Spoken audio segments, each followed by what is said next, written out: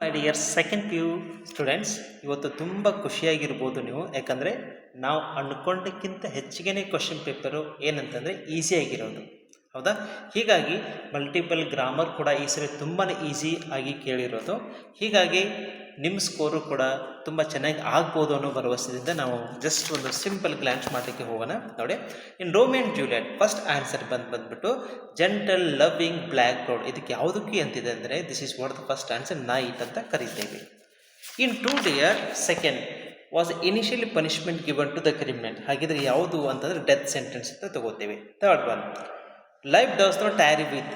Very simple, ಪದೇ ಪದೇ ಈ ಲಾಸ್ಟ್ ಒಂದು ಎಕ್ಸಾಮ್ದಲ್ಲಿ ದಟ್ ಇಸ್ ವಾಟ್ ಪ್ರಿಪ್ರೇಟರಿ ಅಥವಾ ಮಾಡಲ್ ಕ್ವಶನ್ ಪೇಪರ್ ಕೂಡ ಇದರಲ್ಲಿ ಕೂಡ ಕೇಳುತ್ತೆ ಇದನ್ನು. ಅದೇನು ಅಂತಂದರೆ ದಟ್ ಇಸ್ ವಾಟ್ ಎಸ್ಟರ್ಡೇ ಅಂತ ತಗೋತೇವೆ. Next one, fourth one is match with ನೋಡಿ ವೈಲ್ಡ್ ಬೋರ್ ಹೆಡ್. ಇದಕ್ಕೇನು ತಗೋತೀವಿ? 3 ಅಂತ ತಗೋತೀವಿ. Tiger skin 1. ಸೊ ಹೀಗಾಗಿ ಫೋರ್ತ್ ಒನ್ ನಾವು ಬಿ ಅನ್ನು ಮ್ಯಾಚ್ ಮಾಡ್ಕೋಬೋದು. Fifth answer is Basavayya. 6th one ನೋಡಿ ಏನು ಕೊಟ್ಟಿದ್ದಾನೆ ಅಂತಂದರೆ ದಿಸ್ ಈಸ್ ವಾಟ್ ಹಿಯರ್, ಯಾವುದು does not make the statement about books ಅಂತಂದಾಗ ಫಸ್ಟ್ ಒನ್ ಕೂಡ ಮ್ಯಾಚ್ ಆಗುತ್ತೆ, ಸೆಕೆಂಡ್ ಕೂಡ ಮ್ಯಾಚ್ ಆಗುತ್ತೆ, ಫೋರ್ತ್ ಒನ್ ಕೂಡ ಮ್ಯಾಚ್ ಆಗುತ್ತೆ. ಸೊ ಥರ್ಡ್ ಒನ್ ಏನಿದೆ ಅಲ್ಲ ಅದು ಕೂಡ ಏನಂತಂದರೆ ನಾವು ಇದು ಮಾಡ್ಕೋಬೋದು. This is not appropriate. So this is the answer, ಹೌದಾ? Next one, the life of 7th one, the life of ಏನಂದರೆ ಪೆಡಿಸ್ಟೇನ್ಸ್ ಅಂತ ತಗೋತೀವಿ. 7th one, in the story of otter, ಹೌದಾ? 8th one, this is what the ಮಡುಕ ಅಂತ ತಗೋತೇವೆ answer. So next simple ಇದೆ ಅಲ್ವಾ question paper, fine. 9th one ನೋಡಿ, ದ ಸೆಕೆಂಡ್ ಸ್ಕೂಲ್ ಟೀಚರ್ ಯಾರು ಅಂತಂದರೆ ಎಷ್ಟೋ ಕ್ಲಾಸಲ್ಲಿ ಕೂಡ ಇದು ಭಾಳ ಇಂಪಾರ್ಟೆಂಟ್ ಕ್ವಶನ್ ಅಂತ ಎಷ್ಟೋ ಟೀಚರ್ಸ್ ಕೂಡ ಹೇಳಿರ್ತಾರೆ. ಹೌದಾಗಿ ಇದು ಕೂಡ ಬರೀ simple, that is what Fatima ಅಂತ ಅನ್ಕೋತೀವಿ. So the answer is what here Fatima. ಸ್ವಲ್ಪ ಗಮನ ಇರಲಿ, this is the answer Fatima.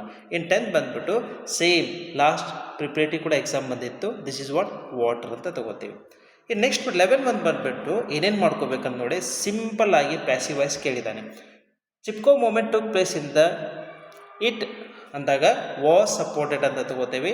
A large scale deforestation was opposed ಅಂತ ತಗೋತೇವೆ. ನೆಕ್ಸ್ಟ್ ಒಂದು ಮೆನಿ ಸಾಂಗ್ಸ್ ಅಂದಾಗ ಓವರ್ ಕಂಪೋಸ್ಡ್ ಅಂತ ಬರೀತೇವೆ. ವೆರಿ ಸಿಂಪಲ್ ಆಗಿ ಕೇಳ್ತಾ ಇರುವಂಥ ಕಾನ್ಸೆಪ್ಟ್.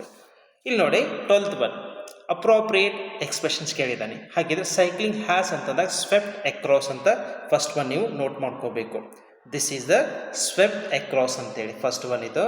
ಹಾಗಿದ್ರೆ ಸೆಕೆಂಡ್ ಒನ್ ಬಂದ್ಬಿಟ್ಟು ಬ್ರೈನ್ ಚೈಲ್ಡ್ ಅಂತ ತಗೋತೀವಿ. This is the second one, ಹೌದಾ? Okay, fine.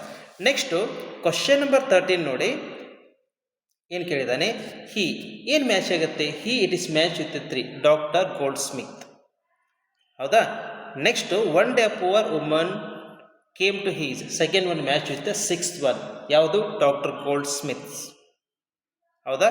Next one she ಅಂತಂದಾಗ ಅವಾಗ ಶಿ ಜೊತೆ ಏನು ಕಂಪೇರ್ ಮಾಡ್ಕೋತೀವಿ? Second answer is poor woman, ಹೌದಾ? ಹರ್ ಹಸ್ಬೆಂಡ್ ಹೂ ಅಂತಂದಾಗ 4th one it is match with poor woman's husband, that's the one. The last one which it is match with 4th one, that is what small box ಅಂತ ಬರೀತೇವೆ. ಹಾಗಿದ್ರೆ next ನೋಡಿ 5 marks ಆದಾದಮೇಲೆ the question number 14, name to any images ಕೇಳಿದ್ದಾರೆ. ಎಷ್ಟೋ ಕ್ಲಾಸಲ್ಲಿ ಕೂಡ ಹೇಳಿರ್ತಾರೆ ಇದರಲ್ಲಿ ಏನಂತಂದರೆ ಸ್ನೋವಿ ಡೌನ್ ಬರಿಬೋದು, ರಿಚ್ ಜೆಬೆಲ್ ಅಂತ ಕೂಡ ಬರಿಬೋದು, ಹೌದಾ? 2 images Romeo use to describe Juliet beauty. ನೋಡಿ, ಒಂದು ರಿಚ್ ಜೆಬೆಲ್ ಅನ್ಬೋದು, ಇಥಿಯೋಪಿಯಸ್ ಇಯರ್ ಆರ್ ಸ್ನೋವಿ ಡವ್ ಅಂತ ಕೂಡ ಅನ್ಬೋದು. ನೆಕ್ಸ್ಟು ಇನ್ನೊಂದೇನು ಕೇಳಿದಾನೆ ಅಂದರೆ according to profit on children who bends ಅಂತ, this is what here archer bends ಅಂತ ನಾವು ತಗೋಬೇಕಾಗತ್ತೆ ಒಂದು. This is what here archer bends. And why ಅಂತ ಅಂತಂದಾಗ so that the arrow can go swift and far. ಇಷ್ಟೇ ಬರೆದ್ರೆ 2 ಮಾರ್ಕ್ಸ್ ಸಿಗುತ್ತೆ, ಭಾಳ ಎಕ್ಸಾಗರೇಷನ್ ಅವಶ್ಯಕತೆನೇ ಇಲ್ಲ. ಇನ್ನು 16th ಬಂದ್ಬಿಟ್ಟು according to Vandana Shiva what had logging led to the Himalayan region ಅಂತಂದಾಗ this is bone the logging led to the landslides and floods and scarcity of water, fodder and fuel ಅಂತ ಬರ್ತದೆ, ಆಯಿತು. 17th one which is the mighty movement ಅಂತಂದಾಗ ಮಹದ struggle ಅಂತ ಬರೀಬೇಕಾಗತ್ತೆ. Where did it happen ಅಂತಂದಾಗ ನಾವೇನು ಮಾಡ್ಕೋಬೇಕು? ಚಾದರ್ ಟ್ಯಾಂಕ್ ಅಂತ ಬರೆದ್ರೆ ಆಯಿತು. ಇನ್ನು 18, 19 ಇವೆಲ್ಲ ಕ್ವಶನ್ 3 ಮಾರ್ಕ್ಸ್ 4 ಮಾರ್ಕ್ಸಿಗೆ ಬಂದಿರುತ್ತೆ. ಅದು ಇವನು ಕೂಡ ಕ್ಲಾಸಲ್ಲಿ ಎಷ್ಟೋ ಸಲ ಡಿಸ್ಕಸ್ ಮಾಡಿರ್ತಾರೆ, ಇದನ್ನು ಕೂಡ ನಾವು ಗಮನ ಇರಬೇಕು. ಹಾಗಿದ್ರೆ ಇಲ್ಲಿ ಪ್ಯಾಸೇಜ್ ಇದೆ ನೋಡಿ, ಎಷ್ಟೋ ಜನಕ್ಕೆ ಸ್ವಲ್ಪ ಕನ್ಫ್ಯೂಷನ್ ಆಗಿರ್ಬೋದು. ಇವು ಸಿಂಪಲ್ ದಟ್ ಇಸ್ 2 1 ಮಾರ್ಕ್ಸ್ ಎಲ್ಲ ತಗೊಂಡಿರ್ತೀರಿ. ಬಟ್ ಇಲ್ಲಿ ಒಂದಷ್ಟು ಕ್ವಶನ್ ಕೇಳಿದೆ ನೋಡಿ, ಎಲ್ಲಿಂತಂದರೆ question number H, noun form of the word accomplished ಅಂತ ಕೇಳಿದ್ದಾನೆ. ಇದರ answer ಅಕಂಪ್ಲೈಶ್ಮೆಂಟ್.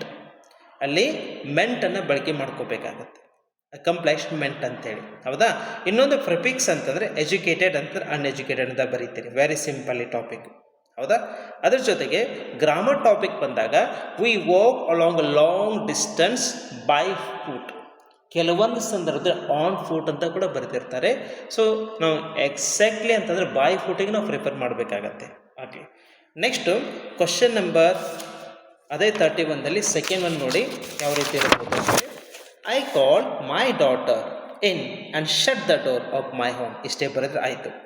Next a flock of birds. ಇಲ್ಲಿ ಬರ್ಡ್ಸ್ ಅಂತ ತಿಳ್ಕೊಂಡು ನೀವೇನಾದರೂ ಆರ್ ಅಂತ ಬರೆದ್ರೆ ನಿಮ್ಮ ಆನ್ಸರ್ ತಪ್ಪಾಗತ್ತೆ. A flock of birds, a bunch of keys, a swarm of bees.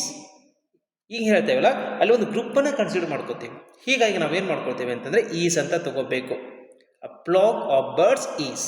Next one, I dash him in the last week, last Sunday, ಹಿಂಗೇನಾದರೂ old reference ಇದ್ದರೆ ಡೈರೆಕ್ಟ್ ಸಿಂಪಲ್ ಪಾಸ್ ತೊಗೋಬೇಕಾಗತ್ತೆ. That is what here I saw, SAW ಅಂತ ತೊಗೋಬೇಕಾಗತ್ತೆ.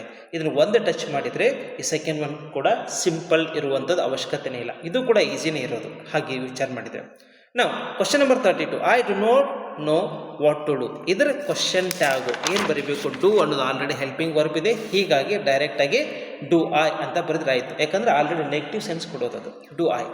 ಅ policeman was clearing the traffic ಅಂತಂದಾಗ what was a policeman clearing, finish, ಹೌದಾ. ಇನ್ನು rectify the errors ಅಂತ ಬಂದಾಗ children like sweets ಐತಲ್ಲ, children like sweets ಅಂತ S ತೆಗಿಬೇಕಾಗತ್ತೆ, number 1. Second one, a sun ಇದೆಯಲ್ಲ, ಅ ತೆಗೆದು the sun rises in the east. Very simple, ಇಷ್ಟು ಬರೆದ್ರೆ ಆಯಿತು. ಇನ್ನು ಕ್ವಶನ್ ನಂಬರ್ 33 ನೋಡಿ, ಇದನ್ನು ಯೂಸ್ಬಲ್ ಆಗಿ ಏನಂದ್ರೆ ಸಿಂಪಲ್ ಟಾಪಿಕ್ ಅದು, ಇದನ್ನು ಕೂಡ ನೀವು ಬರ್ದಿರಿ ಅಂತ ಅಂದ್ಕೊಳ್ತೇನೆ. ಈಗ ಕ್ವಶನ್ ನಂಬರ್ 34 ನೋಡಿ, ಎಷ್ಟೋ ಜನ ನೀವು ಭಾಳ ಕನ್ಫ್ಯೂಷನ್ ಮಾಡ್ಕೊಂಡಿರ್ತಾರೆ, ತಪ್ಪಾಗಿ ಬರ್ತಿರ್ತಾರೆ. ಸ್ವಲ್ಪ ಇದ್ರ ಬಗ್ಗೆ ಗಮನ ಇರಲಿ. ರೂಪ್ ಮತ್ತು ಎಸನ್ವಾ ಕನ್ವರ್ಜೇಷನ್ ಆಗಿದೆ, ಯಾವ ರೀತಿ ಬರಬೇಕು ನೋಡಿ. Roop told Esanwa that I ಅನ್ನೋದಿದೆ ಅಲ್ವಾ, ಅಲ್ಲಿ ಹಿ ಅಂತ ತಗೋತೀವಿ. ಐ ಹ್ಯಾವ್ ಅಂತಂದರೆ ದಟ್ ಈಸ್ ಪ್ರೆಸೆಂಟ್ ಪರ್ಫೆಕ್ಟ್, ಅದು ಪಾಸ್ಟ್ ಪರ್ಫೆಕ್ಟ್ ಅಂತ ಆಗುತ್ತೆ. ಅದಕ್ಕಾಗಿ Roop told Esanwa that he had given him 3 shillings and he continued what ಅಥವಾ he asked what else he expected from him. Simple. Let me repeat, what else he expected from him. ಆಯ್ತಾಯಿತು. For that Ezenwa replied, we ಅಂತಂದರೆ they ಅಂತ ತಗೋಬೇಕಾಗುತ್ತೆ. they would not, as it is ಉಳಿಯುತ್ತೆ, ಸ್ವಲ್ಪ ನೆನಪಿರಲಿ. they would not have, as it is ತಗೋಬೇಕಾಗತ್ತೆ. they would not have asked. ಕೆಲವೊಂದು ಸಂದರ್ಭದಲ್ಲಿ have ಹೋಗಿ had ಅಂತ ಬರೀತೀರಿ, ಇಲ್ಲಿ ಬರೆಯೋ ಹಾಗಿಲ್ಲ. ವುಡ್ ಹಾಕಿದ ಮೇಲೆ ಯಾವುದೇ ಕಾರಣಕ್ಕೆ V1ದಲ್ಲಿ ಇರಬೇಕು, ದಟ್ಸ್ ಹ್ಯಾವ್ ಅಂತ ತಗೋಬೇಕು. they would not have asked more a Marcus ಅಂತ ಇದೆ. ಕೆಲವೊಂದು ಸಂದರ್ಭದಲ್ಲಿ ಇಲ್ಲಿ ಕಂಡೀಷನ್ ಸೆಂಟೆನ್ಸಸ್ ಒಳಗೆ ನಾವು ಏನಾದರೂ ತೊಗೊಂಡ್ವಿ ಅಂತಂದರೆ ಅಲ್ಲಿ ಏನಾಗ್ತಾರೆ, ಆ್ಯಕ್ಚುಲಿ ಆನ್ಸರ್ ಏನು, Marcus was A poor man ಅಂತ ಬರೀತೀವಿ. ಬಟ್ ಕೆಲವೊಂದು ವ್ಯಾಲ್ಯೂವೇಟರ್ ಹೆಂಗೆ ವಿಚಾರ ಮಾಡ್ಬೋದು, ಇದು ಕಂಡೀಷನಲ್ ಸೆಂಟೆನ್ಸ್ ಅಂತ ತಿಳ್ಕೊಂಡು ಮಾರ್ಕಸ್ ವರ್ ಅ ಪುವರ್ ಮ್ಯಾನ್, ಮಾರ್ಕಸ್ ಪುವರ್ ಆಗಿದ್ದಾರೆ ಅಂತ ಈ ರೀತಿ, ಹೌದಾ. ವಾಸ್ ಬರೆದ್ರೂ ಕೂಡ ಕೊಡ್ತಾರೆ, ಬಟ್ ಏನೋ ಅವ್ರ ಎಕ್ಸ್ಪೆಕ್ಟೇಷನ್ದಲ್ಲಿ ಏನಾದರೂ ವೇರ್ ಅಂತ ಬರೆದ್ರೆ ಸ್ವಲ್ಪ ಮಾರ್ಕ್ಸ್ ಅದರಲ್ಲಿ ವೇರಿಯೇಷನ್ ಆಗ್ಬೋದು. Okay, let me repeat, they would not have as more a marks was ಅಥವಾ ವೇರ್ ಎರಡು a poor man. For that Roop replied that he would give him 1 more shilling and he also warned that not to expect more. ನೋಡಿ, ಇಷ್ಟು simple ಆಗಿ 5 ಮಾರ್ಕ್ಸಿಗೆ ನೀವು ಬರೆದ್ರೆ ಆಯ್ತಂದರೆ ನಿಮಗೆ ಚೆನ್ನಾಗಿ marks ಕೂಡ ಸಿಗುತ್ತೆ. ಇನ್ನು ಕ್ವಶನ್ ನಂಬರ್ 35 ಬಂದ್ಬಿಟ್ಟು ಎಷ್ಟೋ ಸಿಂಪಲ್ ಆಗಿರುವಂಥ ಕಾನ್ಸೆಪ್ಟ್, ಇದು ಕೂಡ ಕನ್ವರ್ಜೇಷನ್ ಆಗಿದೆ. ಮಯೂರ ಮಧುರ, ಹೌದಾ. ಹಾಯ್ ಮಯೂರ, ಇಲ್ಲಿ ಕಾಂಪ್ಲಿಮೆಂಟ್, ಏನು ಕಾಂಪ್ಲಿಮೆಂಟ್ ಕೊಟ್ಟಿದ್ದಾರೆ ನೋಡಿ, ಯು ಲುಕ್ ಸೋ ಬ್ಯೂಟಿಫುಲ್ ಅಂತ ಬರೀಬಹುದು. ಅದಕ್ಕೆ ಹೇಳಿದ ತಕ್ಷಣ ಒಂದು ಎಕ್ಸ್ಪ್ರೆಷನ್ ಕೊಡ್ತೇವೆ, ಏನಂತಂದರೆ ಮಧುರ ಎಕ್ಸ್ಪ್ರೆಷನ್ ಕೊಡ್ತಾರೆ, ಏನಂದರೆ thank you so much. Mayura, it is today a special day for you. ಅಂದರೆ ಏನೋ ಡ್ರೆಸ್ ಹಾಕಿರ್ತಾರೆ, ಚೆನ್ನಾಗಿರ್ತಾರೆ, ಹೀಗಾಗಿ ಭಾಳ ಸ್ಪೆಷಲಾಗಿ ಕಾಣ್ತಾ ಇದ್ದೀರಿ ಅಂತಂದಾಗ ಯಸ್ ರೆಸ್ಪಾಂಡ್ ಮಾಡ್ತಾರೆ ಮಧುರ.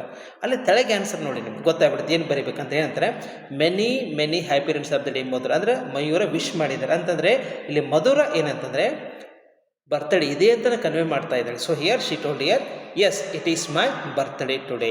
ಸಿಂಪಲ್ಲಾಗಿ ಇಷ್ಟು ಬರೆದ್ರೆ ಆಯಿತು. ಅದಕ್ಕೆ ಥ್ಯಾಂಕ್ ಯು ಮಯೂರ ಅಂತಂದರೆ ಆಯಿತು. ಸೊ ಈ ರೀತಿ ಕ್ವಶನ್ಸ್ ಕೂಡ ಬಂದಿದೆ. ಸೊ ಎಲ್ಲ ಎಕ್ಸಾಮ್ ಚೆನ್ನಾಗಿ ಆಗಿದೆ ಅಂತ ಅಂದ್ಕೊಳ್ತೇನೆ.